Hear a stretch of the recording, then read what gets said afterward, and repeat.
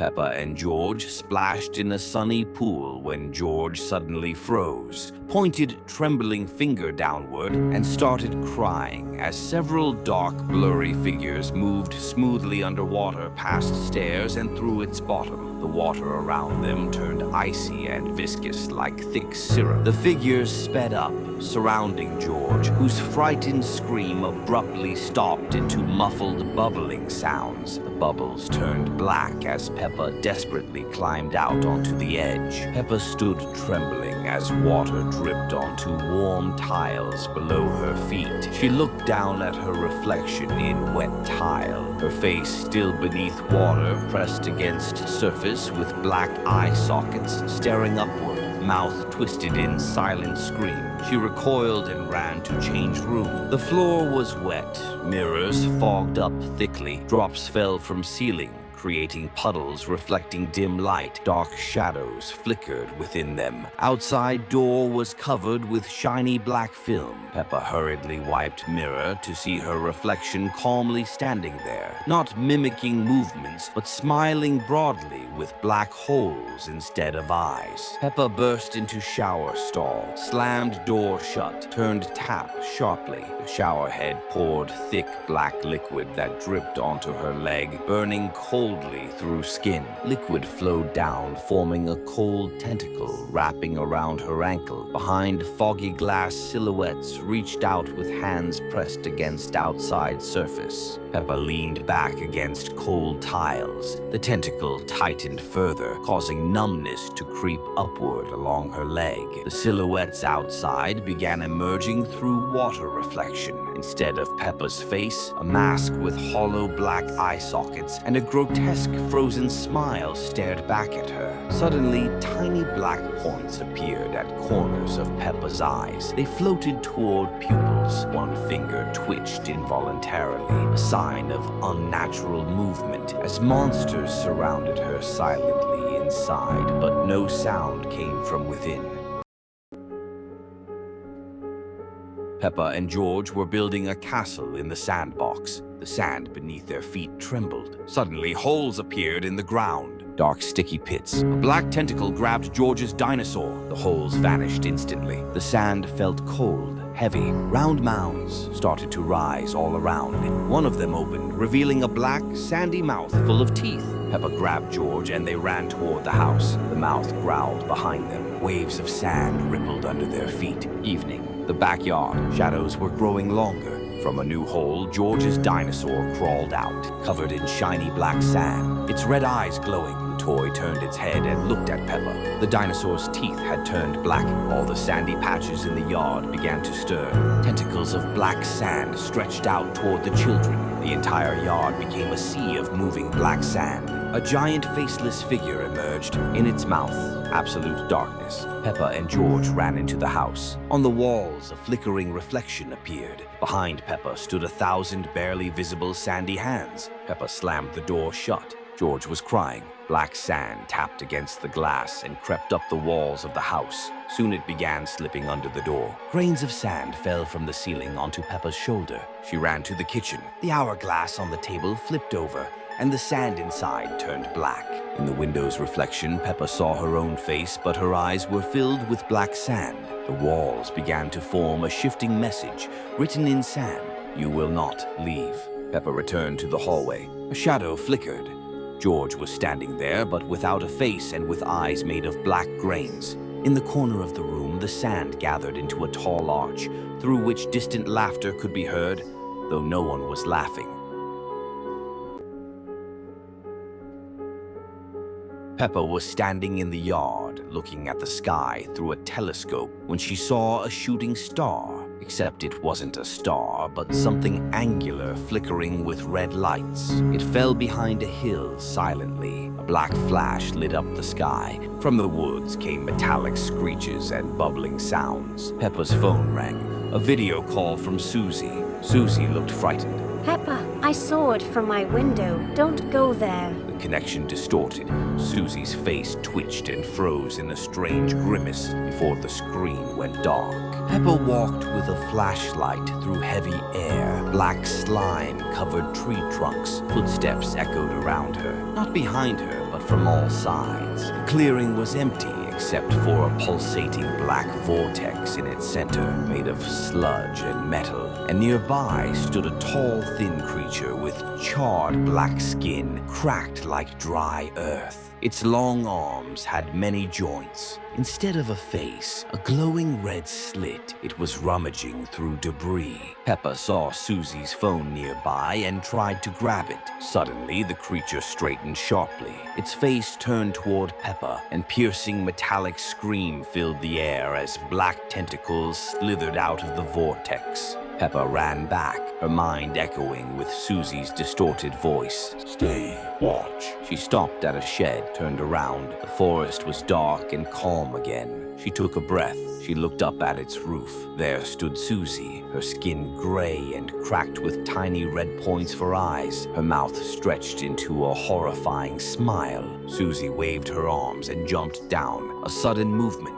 She grabbed Peppa by both wrists instantly. Behind Susie, other figures emerged from shadows, gray, cracked with red-eyed points. They silently encircled Peppa. Susie tilted her grotesquely smiling head toward Peppa's face. From her throat burst that same metallic scream, the one heard in the woods. In Peppa's eyes reflected Susie's red points, and suddenly faint red glow ignited within her own pupils as well.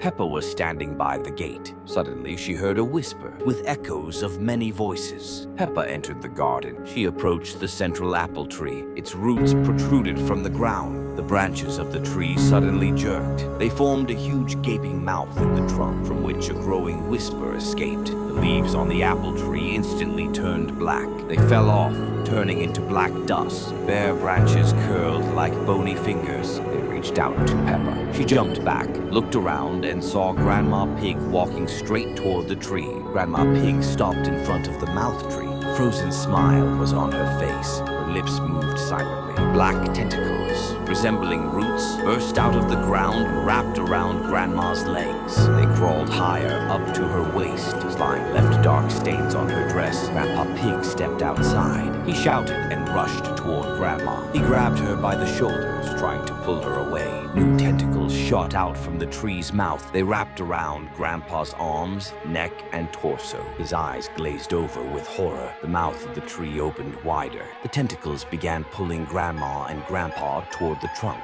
Peppa tore herself away and ran through the garden toward the house. She slammed the door shut behind her and leaned against it, heart pounding wildly. The hallway was dark. Curtains on the windows were drawn tightly shut. Silence. Grandma was sitting on the sofa looking at Peppa. Her skin was gray and cracked like bark. Instead of hands dry, gnarled branches. A faint whisper emanated from her mouth, part of the choir. Peppa ran to the kitchen. Grandpa was there, his body covered with black veins like roots. His eyes were glazed over and lifeless. Grandpa stepped forward. His root legs creaked on the floor. From a dark corner of the room came a screeching sound. Monstrous roots slowly emerged from a crack in the floor. A dense ball of black, shiny roots as thick as a hand. In its center glowed two dim red points like eyes. Peppa pressed herself against the locked front door as twisted figures of Grandma and Grandpa moved closer in front of her. The light inside flickered out. Only glowing red eyes of monster roots remained. The last thing Peppa heard were merging whispers of the choir, the voices of loved ones sounding louder than all others. Sunny day. Daddy Pig was filming his family with a new wide-angle phone. He looked at the screen. At the very edge of the frame, a tall, dark figure was visible. Daddy showed Peppa the photo. The picture was normal, but at the edge, there was a sharp, blurry spot with a couple of bright red dots. He looked at the screen again. The entire screen was filled with a huge, distorted face. Pale, rubbery skin, a huge mouth with tiny, sharp teeth, red eyes. Daddy, horrified, dropped the phone. On the shattered screen appeared the same creepy face, laughing. Black, oily liquid was flowing from the screen. The family froze, looking toward the forest. A tall figure, very thin, long limbs like a spider's, an oversized head with red eyes and a wide grin. Black liquid dripped from its hands onto the grass. The family ran home. The figure took its first step. A black puddle from the broken phone began to grow rapidly. Daddy slammed the front door shut. Peppa and George pressed against Daddy. The terrifying face of the monster was in the window. Black liquid that Daddy accidentally stepped in quickly spread across the living room floor. It contained bubbles and shadows as if something alive was inside. Daddy pulled the children toward the basement stairs. Black liquid had already covered half of the floor. George tripped. Daddy caught him. From the stairs, black liquid was flowing down. It's dark. Only light from the open door upstairs illuminated part of the basement. The family looked upward. From the darkness of the basement came an amorphous shape made of black liquid with a dozen red eyes. This is the core of the monster forming from the liquid.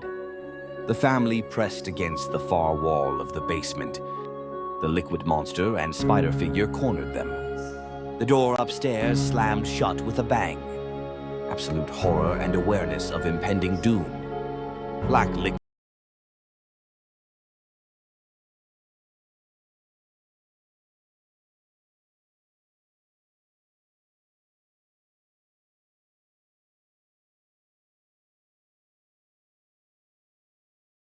Every house has things better left untouched. But sometimes they touch you first. Peppa walked, clutching the rabbit tightly. At the end of the hallway, a closed, dark door. A black puddle seeped from underneath it. Bare footprints led inside. It was waiting, remembering every step. Peppa stood on the threshold. Deep inside loomed a tall figure, the master, with two glowing eyes. This was the room of forgotten things, and he was its keeper. Peppa ran, stumbling. Black tendrils grabbed her ankle. Run! But the house had already decided her fate. The rabbit lay on the floor, its mouth ripped open. We played with your friend. Now it's your turn. The master stood behind Peppa, his steam-like tendrils coiling around her neck. Black vapor poured from her snout, revealing a face within. Stay. Forever. Peppa hid behind a bush. From the shadows, branch-like tentacles reached out. The garden remembers everyone who played here. And everyone who stayed.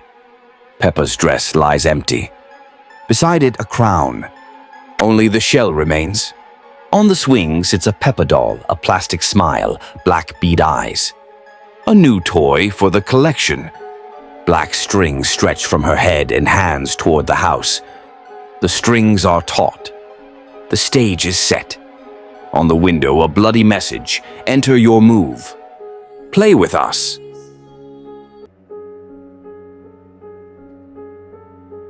Peppa woke up and heard strange rustling and quiet laughter outside the window. She went outside and saw that a mysterious circus had appeared in the village with bright lights, but everything seemed too gloomy and sinister. Peppa, George, Susie, and other friends decided to watch the show. Clowns looked menacing. Their smiles were too wide, their eyes black as night. The acts seemed dark and frightening. A heavy smell of old fabrics and something evil filled the air. Welcome to our circus. Only those who are not afraid of the darkness remain here. The children began to feel uneasy. The children left the circus. It disappeared in daylight, as if it had never been there. But something remained in them, a sense of danger. Evening came. The children returned to the circus site and noticed that the clowns now looked even more evil, their faces contorted. Their eyes glowed with red light. The children tried to run away, but the clowns blocked their path. They started reciting dark spells, summoning a spirit from another world, a creature with long claws and a faceless face. It whispered terrible words. You will stay here forever. It was already too late to run. The clowns used magic to trap the children inside the circus forever. The next day, the village woke up. The circus had vanished, and the children were missing without a trace. There was no one around, only quiet laughter. The game was over. Evil had won. Now this circus is part of their world forever. We'll stay here forever too. Peppa and Susie decided to go to the beach. The clouds were gathering. Waves roared with gloomy thunder, and the wind howled. The girls began building sandcastles. Suddenly, they noticed a dark whirlpool in the water, pulling everything around it. Suddenly, the water monster emerged from the water, sinister with shiny scales and creepy, empty eyes. "I've been waiting for you," he said. "I guard this abyss and take everyone to the bottom. This abyss has swallowed many. It takes those who are not afraid of their fears. If you want to learn its secret, you need to throw something precious to you into this abyss." Susie threw her favorite toy into the whirlpool. The water in the abyss splashed, and terrifying faces of lost souls appeared on the surface. Peppa threw her favorite ball, and at that moment, the whirlpool boiled over, swallowing her soul. "You have become part of me. Now you will stay in this abyss forever." Their souls were pulled into watery silence. When they opened their eyes, they found themselves on the dark seabed. They noticed two red eyes watching them from the darkness. Suddenly, a terrifying sea duck jumped out, sharp-toothed and enormous. Peppa thought it looked familiar. The duck transformed into an even more horrifying silhouette that chased them across the seabed. The girls tried to swim faster, but their strength was fading. Suddenly, they spotted a small cave and quickly hid inside. The duck swam past. They caught their breath, but then light appeared behind them again. This time, two green eyes. With a wild scream, they jumped out of the cave. Behind them emerged a huge sea dragon with sharp teeth, long whiskers, and enormous claws. It wrapped its tentacles around them and dragged them into its cave. No one ever saw them again.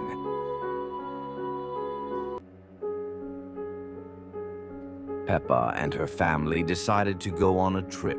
They were sitting in the waiting hall.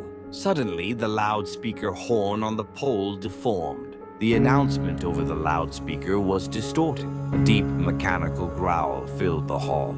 A huge metallic mouth with sharp teeth gaped on the ceiling. Black, oily liquid dripped from it. The speaker mouth whispered, "Last train arriving at the station." Peppa pressed into her seat. Her parents did not notice. Suitcases at the passengers' feet moved on their own. Locks glowed red. Thin black tentacles emerged from the gaps, wrapping around people's legs. The family stepped onto the platform. Evening wind. Shadows of people on the asphalt stopped matching their owners. They stretched out, became thinner, and gained tentacles and hooks. The shadow tentacles reached toward rear legs, wrapping around ankles. People froze in place. A train approached. Its windows were a solid, impenetrable blackness. No reflections, no light inside. The doors opened. From the darkness of the carriages came the same mechanical whisper. "The train is waiting." The shadow tentacles suddenly jerked. Several passengers were dragged toward the open doors. They screamed as they were pulled into the darkness. The door slammed shut. The train left, and the platform emptied except for Peppa's family standing at the edge. The speaker mouth on the pole was wheezing. Its metal jaws clamped shut and then opened again. Next. On the rails below, pools of oily liquid darkened and pulsed, taking on distorted faces of missing passengers. Silent screams frozen in time. Shadows on the platform stirred again, reaching for Peppa's family's legs. Cold tentacles wrapped around their shoes. Black drops from the speaker dripped onto Peppa's shoulder, leaving gray stains on her pink skin. From a distant tunnel, two red lights appeared, headlights of a new train approaching silently, its windows as black as before. Impenetrable darkness. Peppa couldn't move, just like everyone else. Only her eyes reflected the red headlights of the approaching train.